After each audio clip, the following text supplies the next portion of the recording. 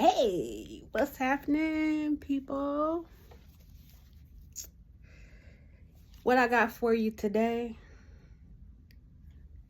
tips for dry eye, things you can do at home.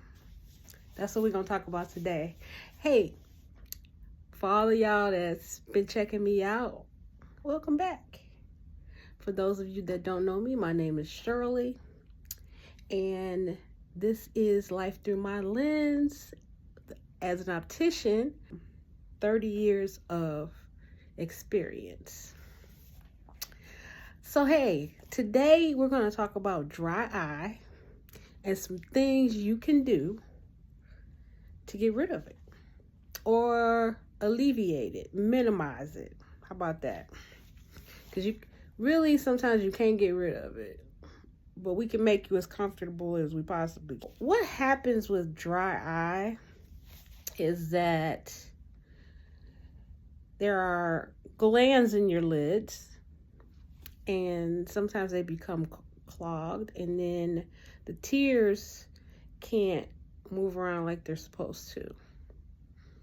The oils that these glands secrete don't get secreted like they're supposed to. And then you have dry eye. Other things that can cause dry eye: working on the computer, you're less likely to blink. I forget how many times people normally blink without thinking about it, but if you're on a screen the majority of the time, you're less likely to blink because you're focused. So, and then there are some medications that can also give you dry eye. So those are some common causes and kind of giving you an idea of what dry eye is. Ways to treat it. Let's talk about it. If you see an optometrist and they examine you and they notice that you have dry eyes, they're more than likely going to give you a sample of artificial tears. Artificial tears are going to help with dry eye. The only thing about artificial tears, though, is that you got to constantly be putting them in. It's not like you can put it in the morning and then put again and again in the evening, at night. It's something that you're constantly putting on your eyes. But it does work throughout the day. Some of the common brands, you guys know I got my notes. Some of the common brands are Sustain and Refresh. And then there are some that you can get those brands in gel form as well. Now the gel is used for at night, and that's like gonna give you the most relief. But those brands are great, and you want to make sure they're preservative free, because the preservatives do what they call cause an inflammatory effect, and basically that's just going to make your eyes drier, more irritated. So you want to make sure they're preservative free. Next thing that we can try is a warm compress. The warm compress is going to unclog the glands that are inside of your lids. Okay, there's a brand called Bruder Eye Mask, and it's reusable. You're basically, I think you heat it up in the microwave. It's something you can buy on Amazon, and they call that moist heat. And you put that on for about 10 or 15 minutes, and that's going to get things flowing. Unclog the glands in your eyes and get the oils flowing to help alleviate that dry eye. I will take a look and see if I have a link for the Bruder mask, and if I do, I will attach it in the description. Next thing, manage the symptoms of blepharitis. Okay, basically, in layman's term, blepharitis is like, you know how you have dandruff on your scalp? Blepharitis is like similar to dandruff in your lashes. And And the way I was taught, baby shampoo is something you can use to get that area clean. That's going to also unclog the glands if they're clogged from that blepharitis, and get the things flowing again. You want to clean your eyelids. That's something you would probably do once a day. They do also make lid scrubs that are made specifically for this.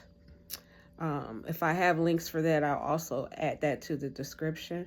But the old school thing that I was taught was just some Johnson & Johnson's baby shampoo, because that's not going to burn your eyes and it'll get your lids and lashes clean. Okay.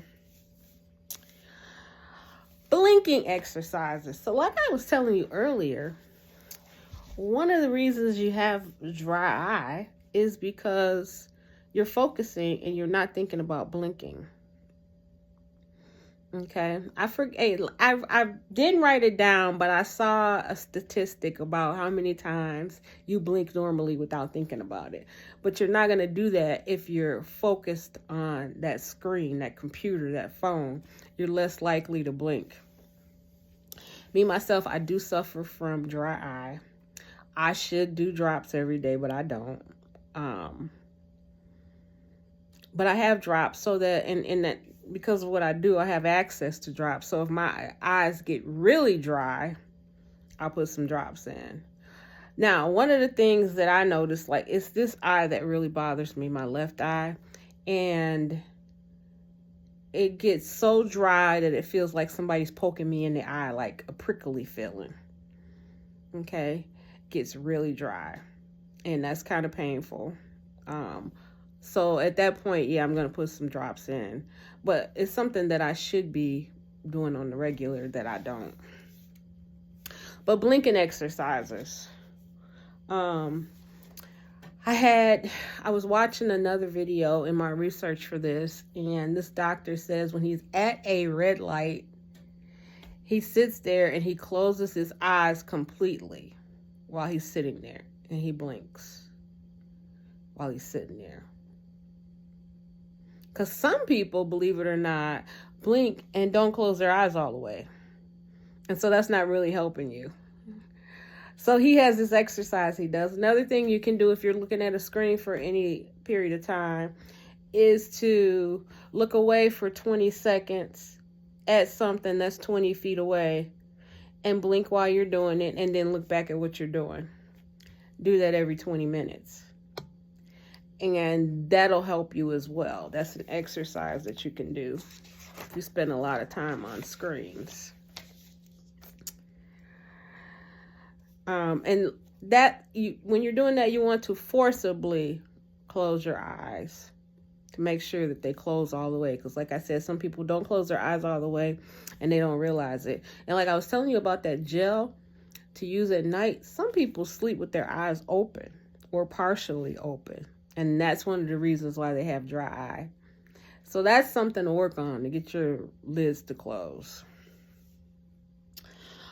Okay.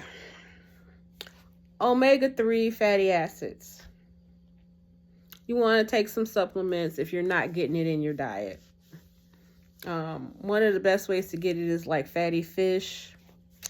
Omega-3s are going to reduce the inflammatory inflammation. Is going to reduce inflammation.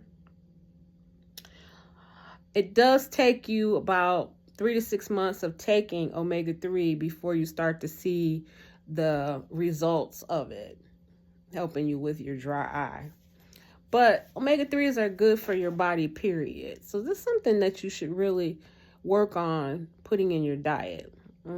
Supplements are good, but I always feel like it's best to get it from food. One of the things that I know is fish. Salmon is one of them. It's very good. It's full of omega-3s. All right. Are you getting any value from this video? If you are, please smash that like button. Smash that like button. Okay, let's see. Now, another thing you can do is use a humidifier, especially in the wintertime. The air is drier in the wintertime. It dries out my skin. It's going to dry out your eyes. If the air is really dry, you want to use a humidifier. So a humidifier in your bedroom or in the office at work is going to help as well as you're doing your drops and your blinking exercises. Okay, eating that healthy diet. But that's another thing you can do is get a humidifier. Put moisture back into the air. Then this is something I had never heard of. It's something called moisture chamber glasses. Well, they called it a moisture chamber. And what it is are some goggles that kind of wrap to your head, and they have a piece on the side so that it's covered. So no moisture is getting out. It keeps all the moisture in. The way the glasses are made, they wrap to your head, and they've got the rubber along the sides, and that supposedly keeps all the moisture in. And there's a brand called Sienna, and I guess that's the best brand to get. Now, I don't know much about moisture chambers. In my 30 years of doing this, I've never heard of them before. I meant to ask my doctor about it before I did this video, but I forgot. But that's one of the things. Okay, guys, that is what I have for you today. If you're suffering from dry eye, getting yourself some Sustain or some Refresh is going to be the best thing. Make sure it's preservative free. If you wear contact lenses, as long as it's preservative free, you can use it with your contacts. With contacts, though, you want to put them in your eyes and let it be in there and swoosh around for a minute. I probably say, I think it's 10 or 15 minutes you have to wait after you put that drop in before you put your contacts in. So, yeah, it can be used with contacts. All right, hey, guys, I appreciate you so much. If you're still here at this point, please drop a comment of, I was with you to the end. Yeah, that's what you can put, to the end. Put to the end if you were here all the way to the end. Okay, guys, that's all I got for you. Until next time, bye.